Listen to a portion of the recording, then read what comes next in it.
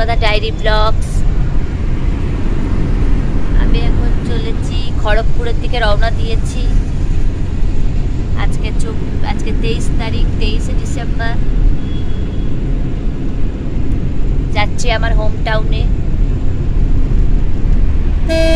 সামনে বসে আছে, রুদ্রর বাবা গাড়ি চালাচ্ছে। এই হচ্ছে ব্যাপার। থাকুন আমার সাথে, বাড়িতে গিয়ে খুলবো। বাবা চালাচ্ছে গাড়ি, সেটা একটু দেখাই। হাইওয়ে দিয়ে যাচ্ছি আমরা। এই যে রুদ্রের বাবা গাড়ি চালাচ্ছে আর রুদ্র এখানে বসে আছে। রুদ্রের টাকা হাই বলো ফ্রেন্ডসদেরকে। গাড়ি চলছে হাইওয়েতে। Good morning. Good morning.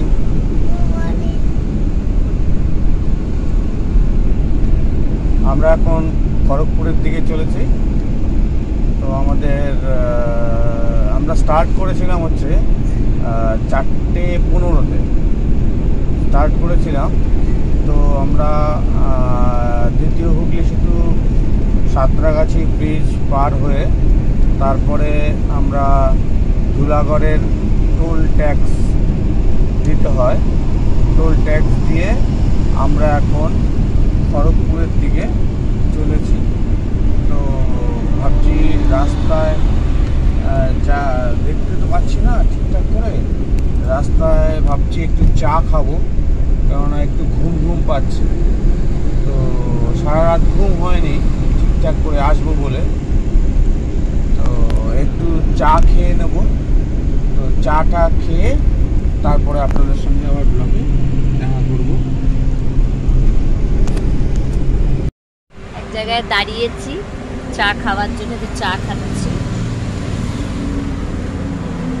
রুদ্রের বাবা চা নিয়ে এলো। অনেক সকালে বেরিয়েছি তো, তাই বাবাকে বললাম চা বিস্কুট একটু আনো, খাই। ধোঁয়া উঠছে আমার চায়।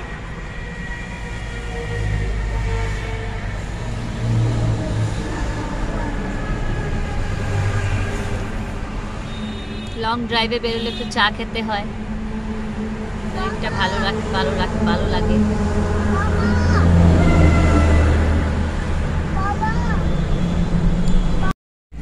চা খাওয়া শেষ। ক্রিসমাসে যাচ্ছি হোম টাউনে। অ্যাকচুয়ালি ভাবছি যে ক্রিসমাসে কিছু প্ল্যানিং করেছি।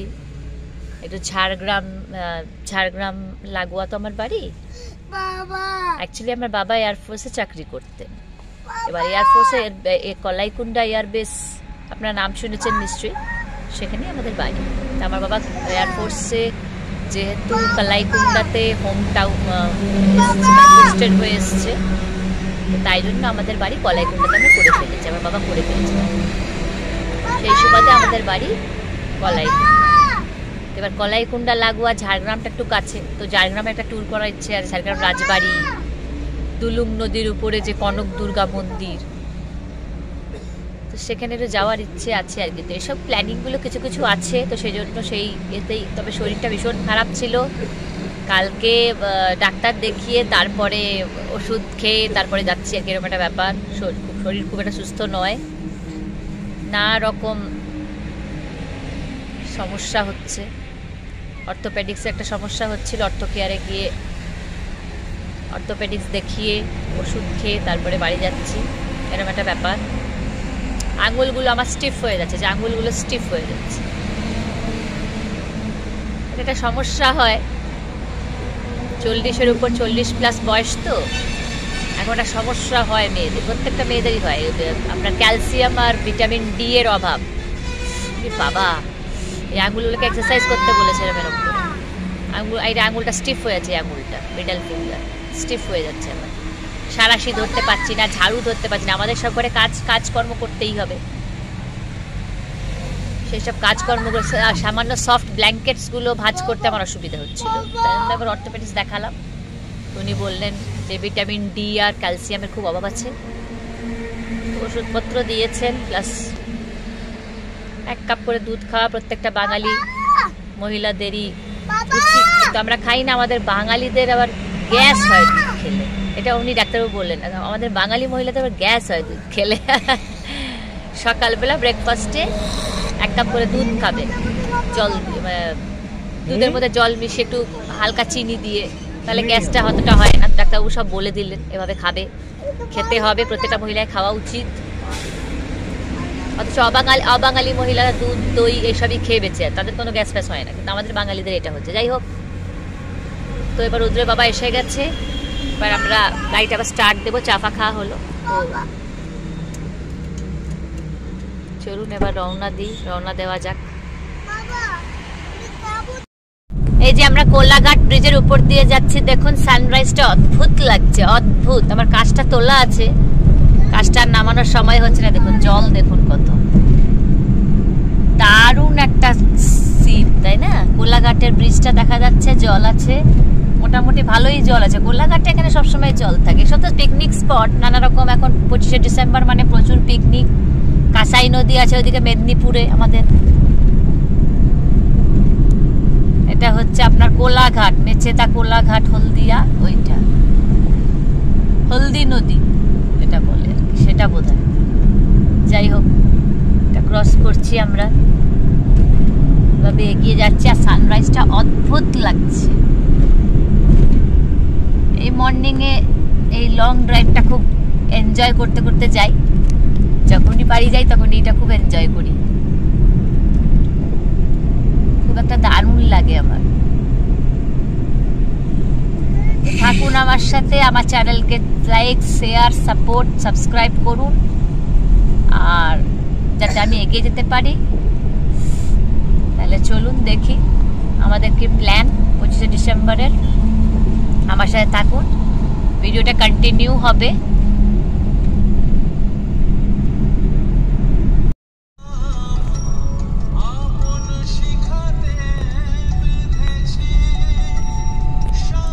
খড়গপুরের দিকে আমরা এগোচ্ছি এবারে।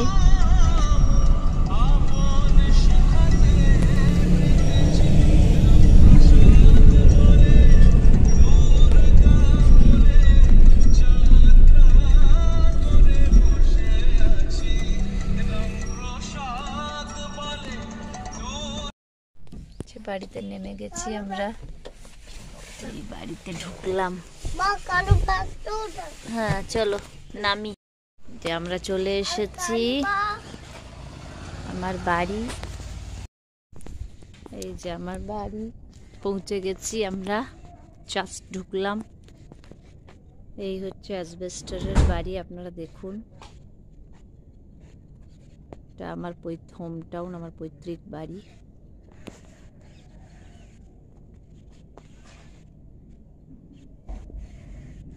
এই বাউন্ডারিটা ওখান অব্দি গেছে, গাছ গাছালিতে ভরা।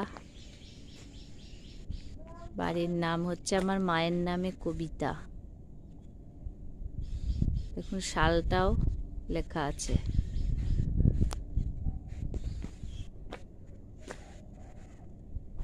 এটা সামনে একটা মন্দির আছে। হ্যাঁ আসছি,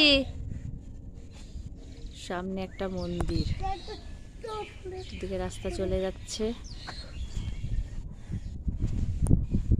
যে রুদ্র এসেই দুষ্টামি শুরু হচ্ছে। রুদ্রের ভিতরে চলো।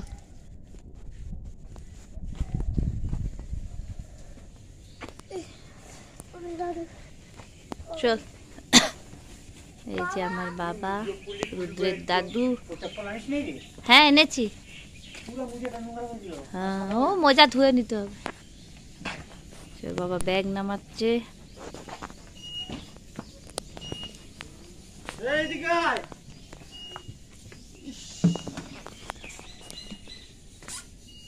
যে জল ভরা হচ্ছে, সাবমার্সেলে জল ভরা। জল চলে গেছে বাপি? বাবা তো তাড়াতাড়ি জল চলেও গেল।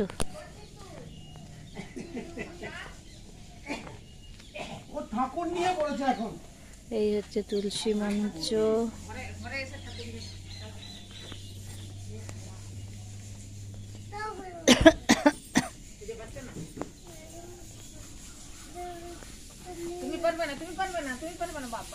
কি করছিস তুই রুদ্র?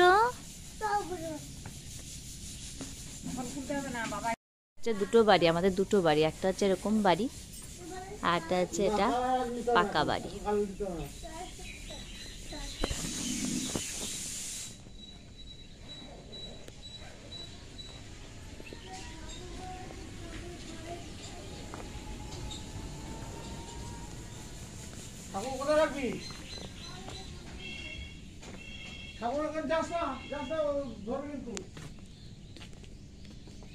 নানা রকমের গাছ গাছালিতে ভরা, দেখুন কত পুদিনা হয়েছে,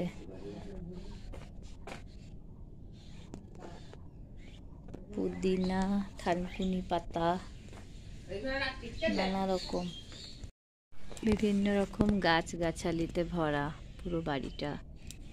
দেখুন কলা গাছ, এটা হচ্ছে এক ধরনের কচু গাছ, তারপর এখানে নানা রকমের যে কুয়ার পাড় আমাদের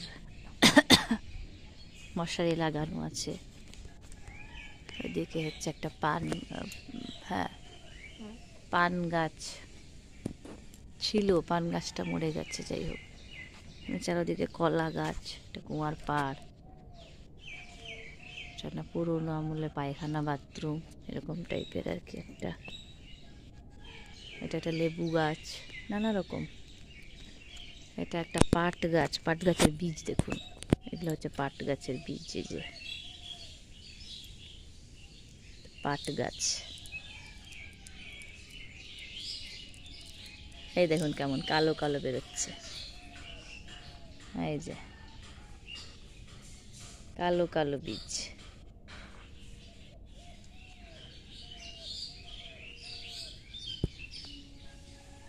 তো এই ধরনের অনেক গাছপালা আছে। আগেকার দিনে আমাদের উনান, গ্রামের বাড়ি যেমন হয় আর কি, উনুন হাঁড়ি সব আছে।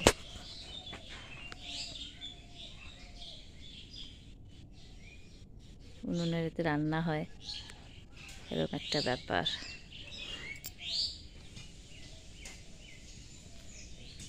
এই সবগুলো এই যে কাজ করছে, আমাদের গাছপালার মেনটেনেন্সের জন্য বাবা সবসময় লোক লাগিয়ে রাখে, অলওয়েজ লোক লাগানো থাকে। যে আনারস গাছ দেখুন, কত আনারস গাছ দেখুন, এগুলো কিন্তু অ্যালোভেরা নয়, আনারস গাছ, এগুলো নানা রকম আনারস গাছ। এটা আম গাছ, এটা হচ্ছে আম গাছ। কি গো, কেমন আছো?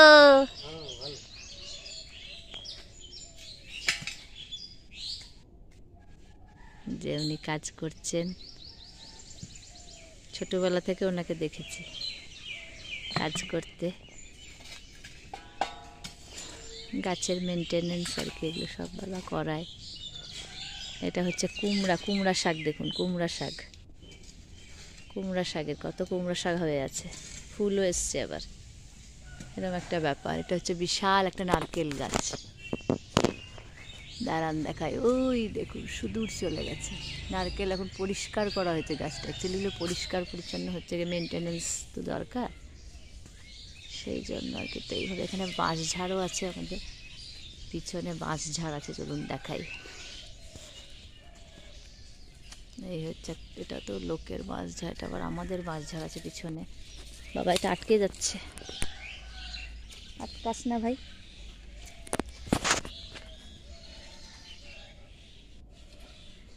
এইভাবে এই যে এখানে পান পাতা দেখুন, পান গাছ কিভাবে উঠেছে, লতায় পাতায় পান গাছ ওঠে।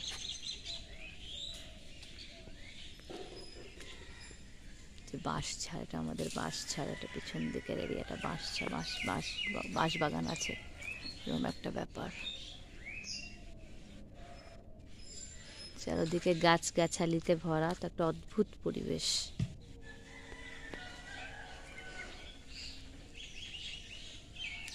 গ্রাম বাংলার বাড়িগুলো যেমন হয় আর কি, এরকম একটা ব্যাপার।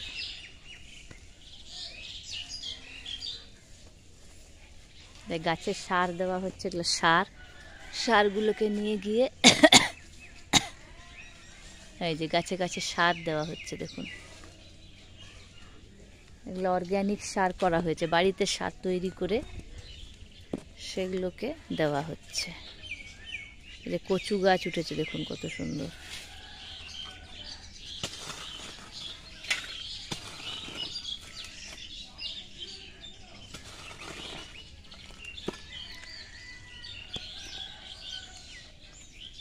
গাছে গাছে দেওয়া হচ্ছে সব সার। তো এরকম একটা ব্যাপার আর কি। বাউন্ডারির দেওয়াল দেওয়া এরকম একটা, পিছন থেকে বাড়িটা এরকম লাগে দেখতে। গাছটায় পেঁপে হয়েছে, তো ছোট গাছ।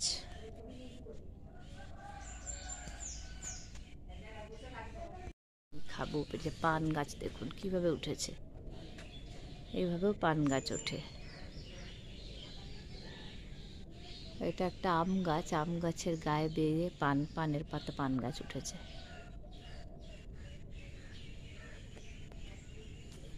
ওইদিকে একটা বেল পাতা গাছ আছে।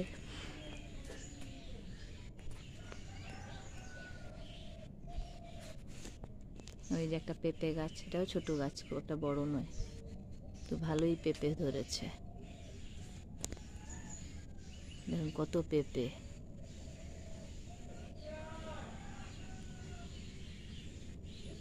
ওইদিকে সুদূর চলে গেছে একটা নারকেল গাছ।